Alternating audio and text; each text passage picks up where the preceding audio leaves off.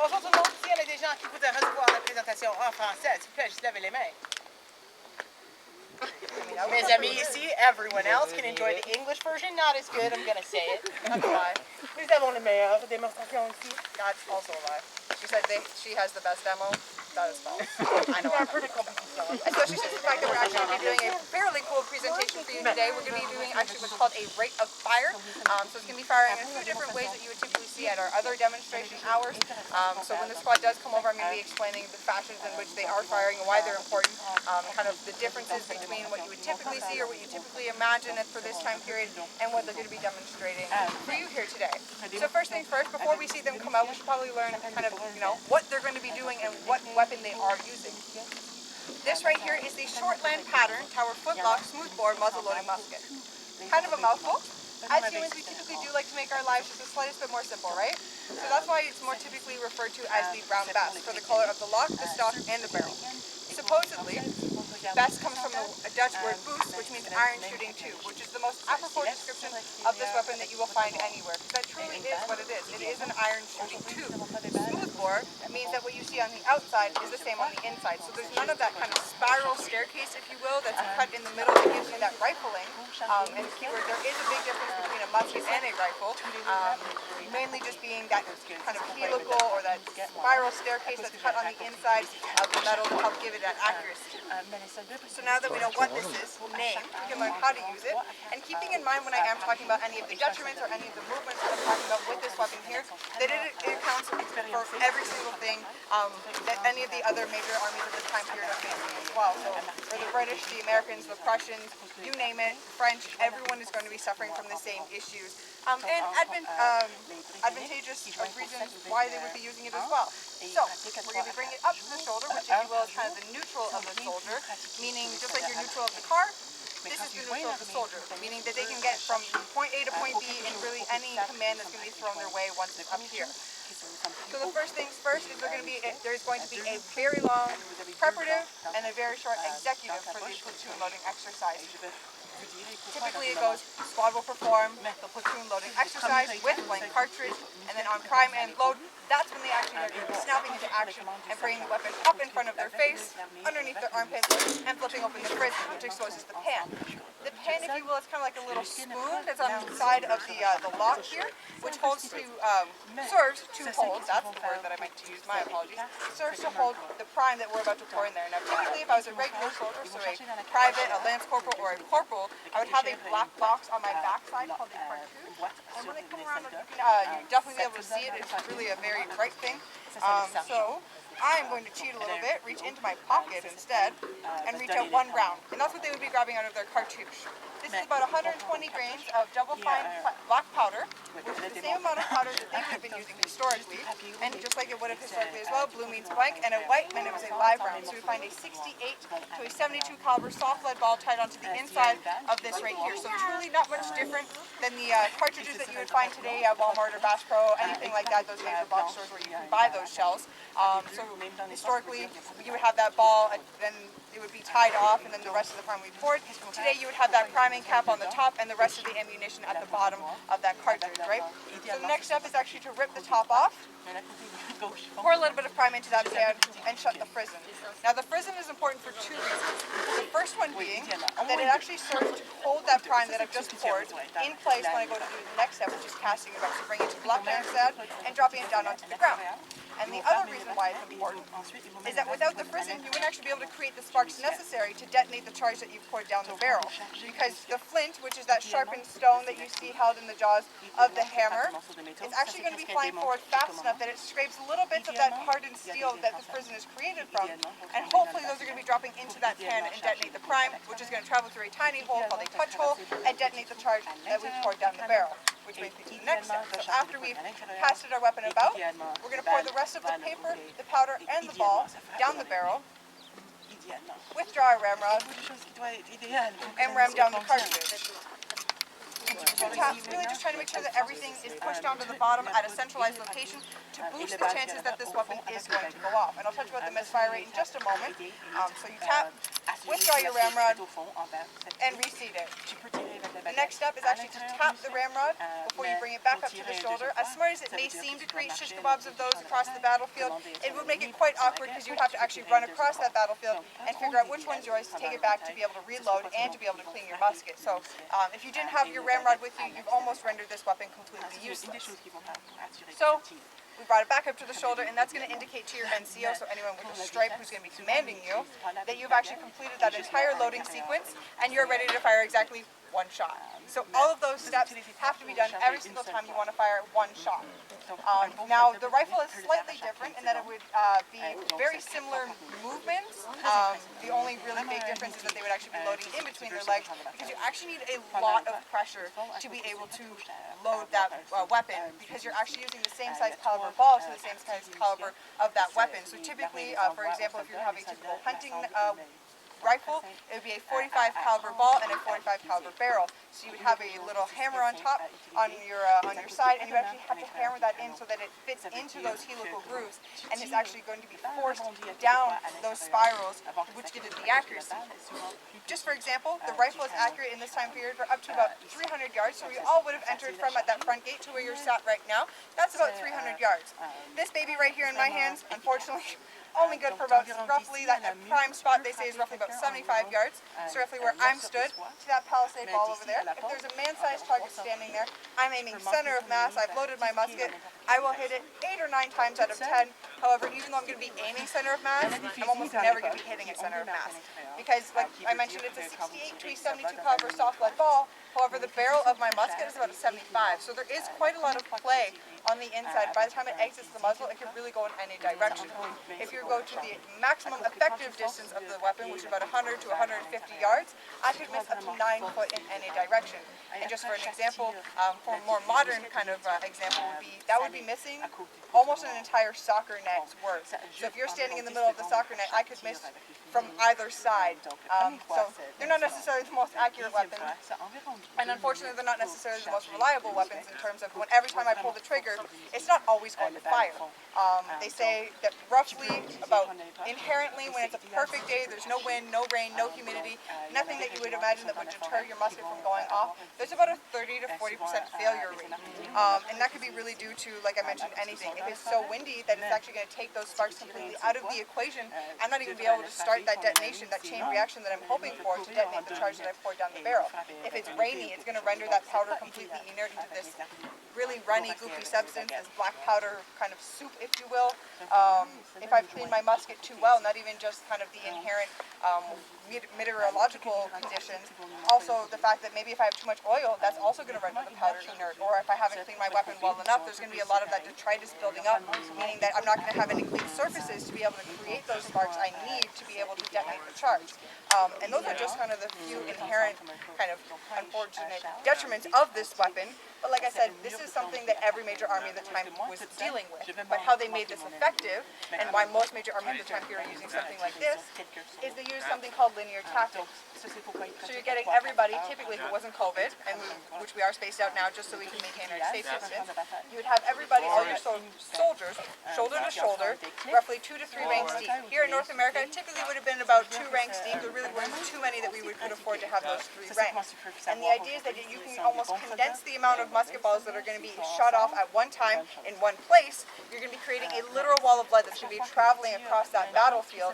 And the idea is that if my musket might not go off, but somebody is going to hit something. Somebody around me's musket is definitely going to be going off. For example, a company is about 100 men. So roughly, if you were to do the math, that means 70 to 60% of your men are going to be firing. That's pretty good. Considering that if I was going to be on my own, I might not fire at all, and I'm most likely going to miss. So if you're going to have that almost condensed sense of working together, you're definitely going to be able to kind of alleviate some of the detriments of this weapon. So the squad's going to fire a few shots for you. The first couple are going to be your typical standing up style. The first one will be the platoon loading exercise. Now this is a slow ceremonial load. It's really meant to serve 2 purposes. The first is to calm the nerves of the soldiers, because it's something that they would be doing day in, day out for about 4 to 6 hours a day on our beautiful parades where they all just pass by. And the reason that it calms their nerves nerves is because, you know, it's the beginning of the battle, all of your nerves are like super on edge. This kind of takes their mind off of that, gives them something to do, something that they're familiar with. And that second reason is that it actually shows off how well trained your troops are. So if you have everyone doing all the same movements at the same time, they're most likely going to be pulling the trigger at the same time, meaning you're going to get a pretty consistent wall of lead traveling across that battlefield. It's going to be a lot harder to dodge. So I'm going to step off the field, they're going to fire a few for you, and then I'll come back and talk about the other fashion in which they're going to fire. Water performs a platoon loading exercise with blank cartridge. Priming. Load. Hand. Cartridge. 1, 2, 3. Prime. 1, 2, 3. 1, 2, 3. Pass. About. 1, 2, 3. Withdraw. Ramrods and ram.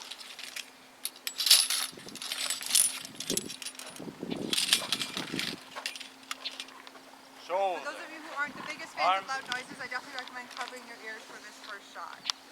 41st. Make. Ready. 2, 3. Present. Fire. That was loud. As in the fire. Priming. Load.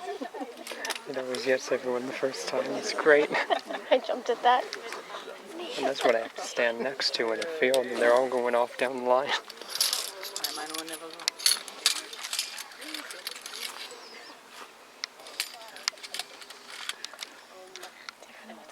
First. Make. Ready. 2, 3. Present. Fire. No, Prime. no, I know what to Load. expect. Yep. No paper. Look at that now. It's on the ground.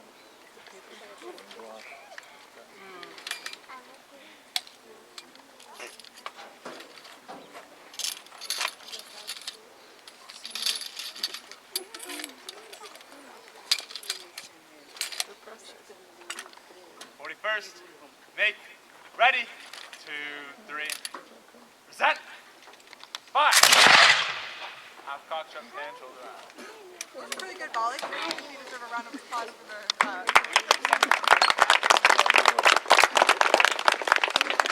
now is called the light infantry tactic. So what they're going to be doing is actually lowering their profile, dropping down onto this one knee, and they're going to be loading and firing in a slightly different fashion for you. And once they do that, I'll explain it a little bit. I'm not sure if you noticed that the entire point behind the corporal back here calling ready to present, fire, is that hopefully everyone's going to be pulling the trigger at the same time, and you're trying to create what's called a perfect volley.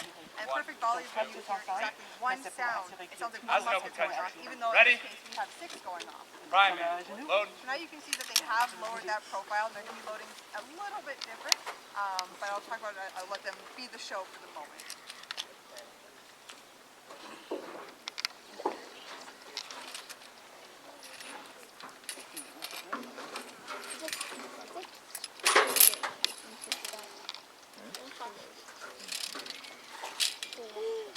Squad will commence light infantry firing.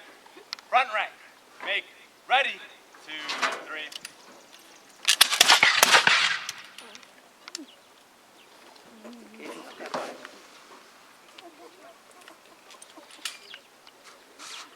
Ready.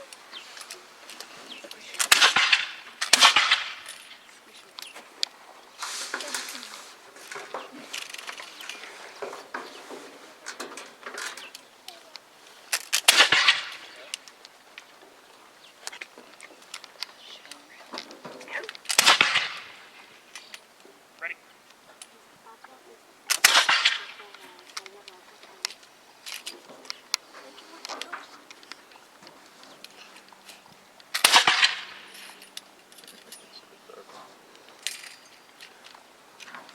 So this first way in which they were firing is split up into ranks. You have your front rank and your rear rank. Typically you would actually do this advancing or retiring as well, so you can actually take up more of that space on the battlefield or less of that space. Squad will commence file firing. Make. Ready. 2, 3. Right file.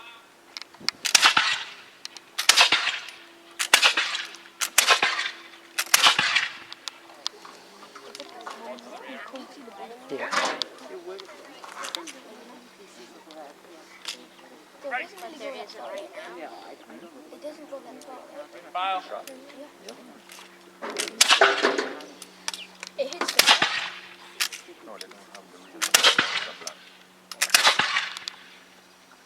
That's quite a few rounds out of the brown vest for you. I hope you did enjoy some of that from the squad. I think this is another round of that.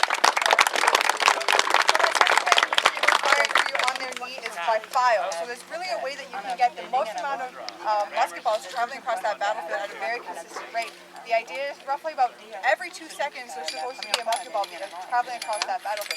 Obviously, a little bit different with COVID. You actually typically still be in your file, so you have your front ranker and your rear ranker going off at the same time, and you're going jumping down the line. So the idea is that by the time that you get to that first file is already loaded and ready to go by the time that that last file is starting, it has fired and is actually reloading again. And another fun thing, we'll just be doing clearing their misfires. So if you do hear it go off, it is okay and it will be safe, I promise. But while I'm talking about when he is firing, it's just one musket going off, but you can see how much smoke is generated from just this one solid musket. Quite a bit. Now, if you have about 1,000 men, which is an entire regiment, all lined up, and for example, the Battle of Lundy's Lane, it's in the middle of the night, it's going on well into the night, it was very hot because it was in the middle of July. That smoke that you see actually hangs throughout the battlefield. That's actually where the term fog of war comes from, is that smoke that's created from these weapons is just sitting about, and that makes it very hard to see, which brings me to my next point, and that's why we wear these brightly colored uniforms. Again, every major army this time period is doing something very similar. They're using this style of tactics, trying to really cut through that smoke and cut down on the amount of friendly fire that occurs. During the Battle of Lundy's Lane, there was a group called the Glengarry's Light Infantry Company, and they were almost completely decimated in the battle due to the fact that they wore a dark green, very similar to what my friend Julia is wearing today, that dark green with black belts and gray trousers, especially in the middle of the night when it's, you know, very dark, there's lots of trees and everybody's been firing all day long. It becomes very difficult to tell if they are actually an American or the Glengarry's Light Infantry, because that dark green starts to really resemble the dark blue of the Americans of this time period. Now, I spoke about how sad and unfortunate it is that these aren't necessarily the most accurate and reliable weapons, but the armies are very smart, and they realize that even if they give you a weapon that doesn't work 100% of the time that fires, they can give you a secondary weapon that does work 100% of the time. And in the case for us, that is the triangular socketed bayonet. Said so because it actually you can still load and fire, and if it's right over top of the actual muzzle of the weapon, believe it or not, the bayonet is actually the most feared weapon of this time. For a couple reasons, but I'll break it down into just a few for you. First things first, no soldier was really required to clean this every single day, unlike the other parts of our kit where we're supposed to polish it all every day, maintain it, make sure that all of our buttons are here, so on and so forth, making sure that we look nice and pretty. These, however, you know, you can fire with them, so you'd have black powder fouling accruing on there, you would have rust accruing on there potentially as well, you would have blood from the person before you, which I've now put into you, which we know is not necessarily the best for your health today. In addition to the fact that it is triangular shaped, so it does have that raised center. Meaning that if you were to be, unfortunately, come in contact with this, it meant that you were going to receive a nice triangular-shaped wound, which is very difficult to sew up. Still possible, but very difficult to sew up. Not to mention the fact that germ theory is still very new. They don't necessarily know all of the things that we know, you know, that you should be cleaning all of your utensils as a surgeon, you should be cleaning your hands, you should be cleaning this wound. All of these additional things that we kind of know inherently, unfortunately, just didn't necessarily have complete knowledge of just yet.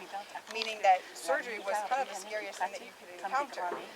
Because, you know, post-operative infection, even if you survived a stab wound and they were able to sew it up, typically if it was in the midsection, not necessarily much that they could do for you, unfortunately. However, if you were lucky enough to be stabbed in an extremity, so let's say a hand or a foot or something like that, there was one solution for you, and that was amputation. Now, a typical amputation is about 2 minutes as the absolute fastest, and 5 minutes is kind of the average. You can imagine you've been on this battlefield all day long, so there's people firing muskets beside you and at you, there's cannons firing beside you and at you, there's music playing, people screaming. Utter and ultimate chaos, and now you've just been stabbed with the most feared weapon of the time. Dragged off the field by a fifer or a drummer who's about 9-10 years old, dropped off at the surgeon, and you know, roughly about 2 minutes later, 5 minutes later, depending on kind of the severity and the rush of the surgeon, you've completely lost that limb, and unfortunately, you're not even necessarily promised the rest of your life. Like I mentioned, no true knowledge of germ theory means there's no antibiotics, meaning that if you were to encounter some type of post-operative infection, which was probably very common, unfortunately, it kind of did not spell the best outcome for you. But if you somehow survived all of that, and then you would finally receive the pension that you were first promised at the beginning of your 7 or 21 year of enlistment. So that's actually the end of my demo on that super happy note. I'll be sticking around for any questions that you might have. The squad will also be sticking around if you would like to take photos with them. We just ask that you please stay on the front side of the path so we can maintain our safe distance and we can continue giving you our demonstrations. I thank you for your attention and thank you for coming to Fort George today.